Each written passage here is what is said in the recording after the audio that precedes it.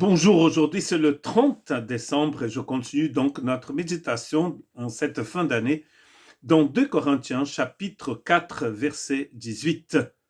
Parce que nous regardons non point aux choses visibles, mais à celles qui sont invisibles, car les choses visibles sont passagères et les invisibles sont éternelles. Donc nous continuons à 2 jours avant la fin de cette année de méditer sur l'importance de regarder ce qui est invisible et ne pas vraiment passer du temps à voir, à vivre selon ce qui est visible, selon ce que nos yeux voient. Mais nous pouvons donc regarder les choses du point de vue divin.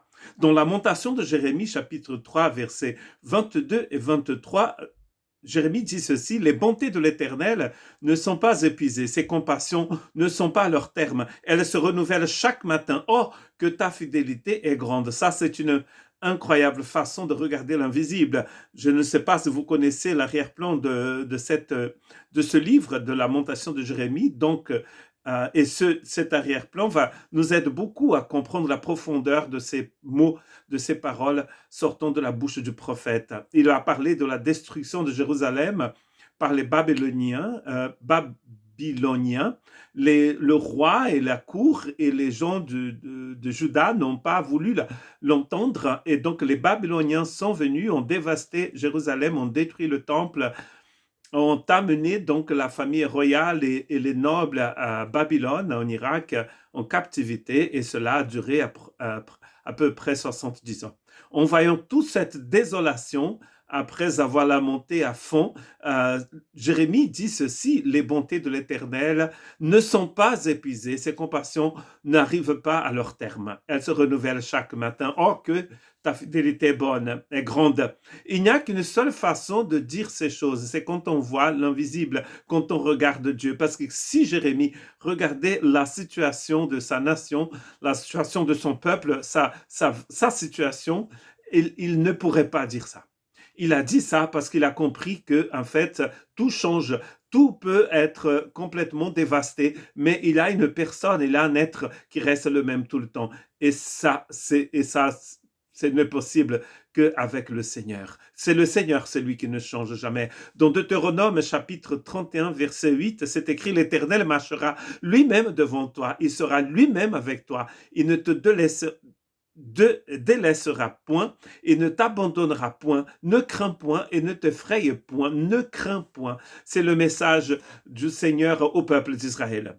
Lui-même va marcher, c'est Moïse qui le dit, lui-même va marcher avec vous, lui-même sera avec vous. C'est ce qui était vrai en 2022, il a été avec nous, il sera avec nous en 2023, parce qu'il a dit d'ailleurs: je serai avec vous tout le temps jusqu'à la fin des temps.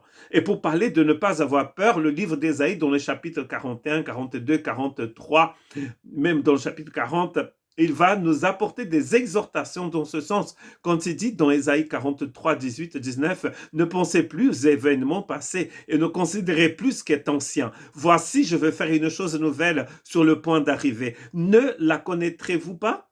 Je mettrai un chemin dans le désert et des fleuves dans la solitude. Toutes ces prophéties messianiques d'Ésaïe se sont accomplies en Jésus-Christ.